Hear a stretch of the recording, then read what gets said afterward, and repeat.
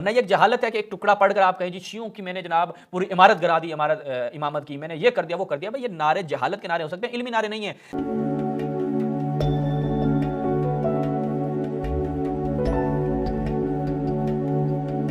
اعوذ باللہ من الشیطان الرجیم، بسم اللہ الرحمن الرحیم. تمام ناظرین کی خدمت میں السلام علیکم ورحمۃ اللہ.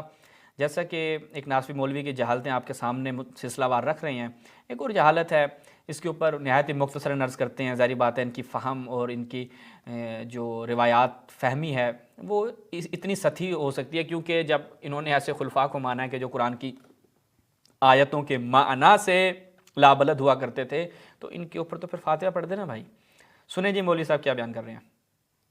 موجود ہے کہ حضرت فاطمہ رضی اللہ تعالی عنہ نے نبی علیہ السلام سے کہا کہ آپ نے جو میرا مہر رکھا وہ خسیس رکھا معاذ اللہ. کیا کہ ان فاطمہ قالت لرسول اللہ کہ زوجتنی بالمہر الخسیس، آپ نے میرا جو مہر وہ بڑا کم رکھا ہے. خسیس یعنی کم، قلیل مہر رکھا ہے آپ نے میرا.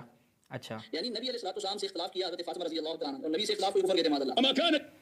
اچھا، نبی سے اختلاف کو یہ کفر کہتے ہیں. یہ آپ نے مولوی صاحب کی سن لی ہے. اب چلتے ہیں اس کے جواب کی طرف. کوئی لمبا چوڑا جواب نہیں بنے گا، بڑا سمپل سا جواب ہے. اصل میں کلام کیا ہے؟ کلام یہ ہے کہ یہ پہلے روایت میں آپ کی خدمت میں رکھتا ہوں، ٹھیک ہے، پھر انشاءاللہ اس کے اوپر تفصیلی کلام کرتے ہیں. یہ القافی ملاحظہ الفروع 10ویں اس کی جلد ہے، دارالحدیث کی چاپ ہے. اس میں یہ روایت جاتی ہے. پہلے تو روایت کی سند بھی جو ہے یعنی سند اس کی جو ہے علامہ کے نزدیک امن حدثہ کون ہے نہیں معلوم. ان ابی عبداللہ، علامہ نے اس کی سند کو بھی مجہول کہا ہے، لیکن ہمیں سند سے قاطع نظر، چونکہ اس کی جو دلالت ہے وہ نہایت واضح ہے. اس کے متن میں کسی قسم کا کوئی اشکال اور کوئی اعتراض نہیں ہے.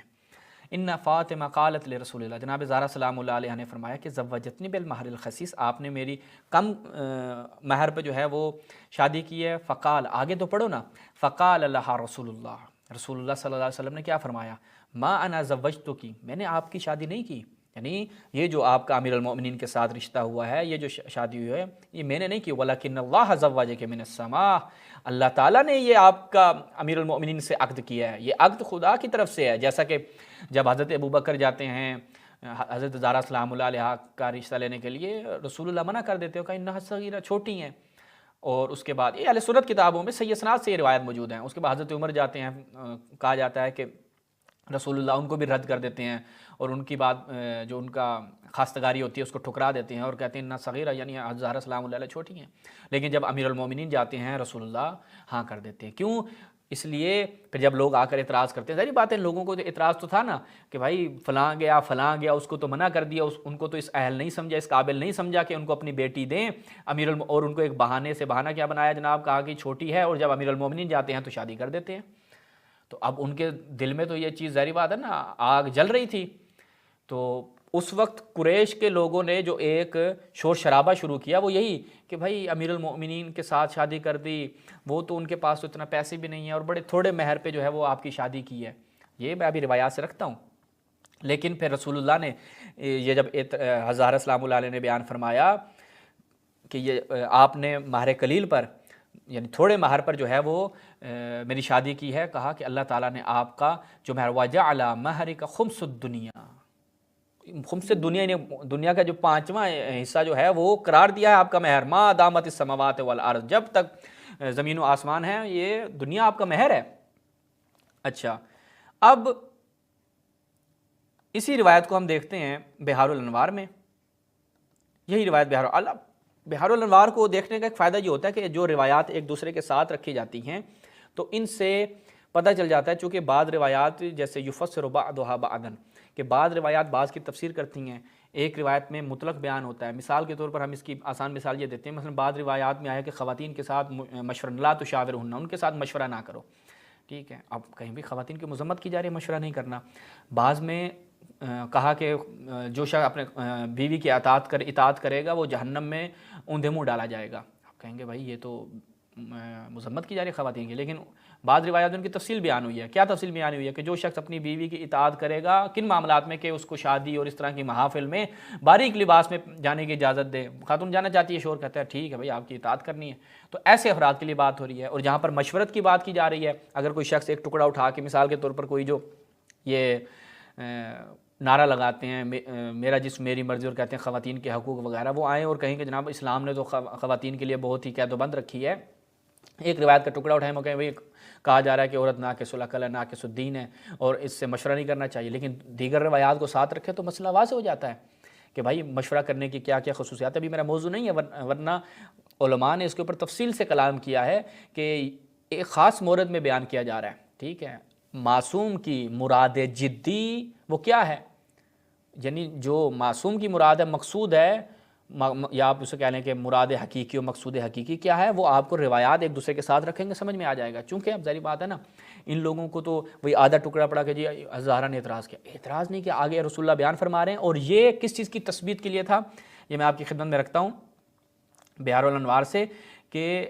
اصل میں حضرت سلام اللہ علیہ نے اس وقت ایک جو شور و غل تھا لوگوں کی طرف سے، اس کو مد نظر رکھتے ہوئے یہ بات کی، اور رسول اللہ نے ایک جواب دے کر ان لوگوں کا منہ بند کیا۔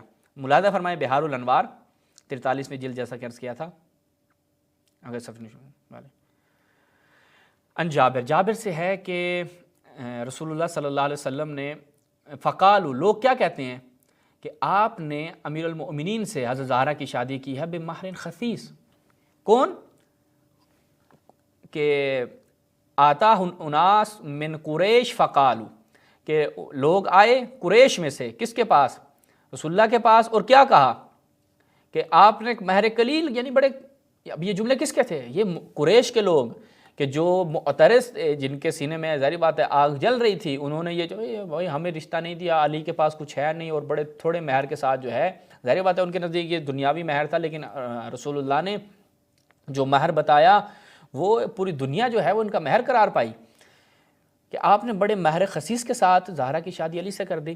لیکن دوسری روایت میں جب ہم نے جا کے دیکھا کہ یہ الفاظ کس کے تھے، یہ الفاظ اور یہ اعتراض کن کی جانب سے تھا، قریش کے لوگوں کی طرف سے تھا، اور جناب زہرا سلام اللہ علیہ نے وہی چیز بیان کی کہ آپ نے میری شادی مہر قلیل پہ کی ہے، تو رسول اللہ نے اس کا جواب دیا وہاں پر کہ نہیں، تمہارے مہر اول تو میں نے نہیں، اللہ تعالیٰ کی طرف سے ہے، یہ جو لوگ آتے ہیں اور تمہارے لیے بیان کرتے ہیں ان چیزوں کو، تو یہ رسول اللہ زہرا کو بیان فرما رہے ہیں تاکہ لوگوں کے ذہن سے یہ خطور جو ہے وہ نکال دیا جائے۔ یہ سیدھی یعنی 2/2 چیزیں ہیں کہ آپ اگر روایات کو ایک دوسرے کے ساتھ رکھیں تو بات نہایت واضح ہو جاتی ہے کہ جب ایک مطلب کی تثبیت کرنی ہو تو پوچھا جاتا ہے، آپ پوچھیں گے تاکہ دوسرے لوگوں کے لیے یہ چیز واضح ہو جائے۔ بسا اوقات آپ کیا کرتے ہیں، ایک نمائش لگاتے ہیں کہ بھائی ہم کلام کریں گے تاکہ وہاں پر لوگ جو بیٹھے ہیں وہ ہمارے کلام سے استفادہ کرتے ہوئے ان کے ذہن میں جو خطور ہے وہ دور ہو جائے۔ تو حضرت زہرا سلام اللہ علیہ نے جو قریش کا اعتراض تھا، اس اعتراض کو رسول اللہ کی خدمت میں پیش کیا، رسول اللہ نے اس کا جواب دیا، معاملہ حل۔ ورنہ اور دوسری اس کے بعد اگلی جو بات ہے، جب آپ شیعوں کی کتابوں سے روایات پیش کریں اور آپ کہیں کہ جناب یہ تو امام معصوم ہیں، اور یا حضرت زہرا آپ کے لیے معصوم ہیں، 14 معصومین میں آتی ہیں، انہوں نے رسول اللہ پہ اعتراض کیا وغیرہ وغیرہ، تو بھائی حجیت روایت اس وقت بنتی ہے، یعنی روایت تشیع کے اوپر حجت تب بنتی ہے، یہ کیا ہے میں آخری مرحلے میں بیان کر رہا ہوں تاکہ ان لوگوں کو سمجھ میں آ جائے، تشیع کے اوپر حجت تب بنے گی جب وہ معصومین کی عصمت کے ساتھ سازگار ہو۔ بھئی اگر روایت کوئی ایسی ہے، اس کا ظاہری معنی ایسا ہے کہ جو معصومین کی عصمت کے ساتھ سازگار نہیں ہے، میچ نہیں کرتا، وہ روایت سائڈ پہ لگائی دی جائے گی، وہ قرآن کے مخالف ہے، سائڈ پہ لگا دی جائے گی۔ اور یہ خود احناف بھی ہیں، یہ قاعدہ بڑا بڑھ چڑھ کر بیان کرتے ہیں کہ بھائی ہم قرآن کے مخالف روایت کو نہیں لیں گے، تو آپ وہاں پہ کہتے ہیں کہ رسول اللہ قرآن کے مخالف چیز بیان کر رہے ہیں، نہیں، آپ کہتے ہیں بھئی نقل کرنے والے لوگ تھے، انہوں نے روایت بیان کر دی، لیکن ہم نے قرآن کے ساتھ رکھا، میچ نہیں کی، ہم نے سائڈ پہ لگا دیا۔ تو تشیع کے ہاں بھی جو معیارات ہیں روایات کو پرکھنے کے، ان کو مد نظر رکھنے کے بعد روایت حجت بنتی ہے۔ جیسے جب ہم اہل سنت کتابوں سے پیش کرتے ہیں تو روایت کی سندی تحقیق پیش کرتے ہیں، اس کے بعد دیگر روایات کو بھی ساتھ رکھتے ہیں کہ بھائی آپ کے ہاں مجموعاً ان روایات سے یہ چیز ماخوذ ہے، کہ آپ مثال کے طور پر انبیاء کی توہین کرتے ہیں، بخاری میں اس طرح کی روایات ہیں، یہ پھر ایک نتیجہ نکلتا ہے۔ ورنہ یہ ایک جہالت ہے کہ ایک ٹکڑا پڑھ کر آپ کہیں جی شیعوں کی میں نے جناب پوری عمارت گرا دی، امامت کی میں نے یہ کر دیا وہ کر دیا۔ بھائی یہ نعرے جہالت کے نعرے ہو سکتے ہیں، علمی نعرے نہیں ہیں۔ شیعہ کے مبانی کا آپ نے ملزم قرار دینا ہے تو بھائی پھر شیعہ کے مبانی کے مطابق بات کرنی ہوگی نا، اپنی جہالت کے مطابق۔ تو یہ مولوی صاحب نے ایک بے تک کا اعتراض کیا اور بے تک کی بات کر کے اپنا بھی ٹائم ضائع کیا، ہمارا بھی ٹائم ضائع کیا کہ بھائی اس طرح ان چیزوں کا ہم آ کے جواب دیں۔ کوئی اعتراض کرنا ہے، کوئی ویلڈ اعتراض کریں، کوئی مبانی اور کوئی پرنسپلز کے تحت، کوئی اصول و ضوابط کو مد نظر رکھتے ہوئے اعتراض کریں تاکہ جواب دینے میں بھی لطف آئے۔ اسی کے ساتھ اجازت چاہتے ہیں، والسلام علیکم ورحمۃ اللہ۔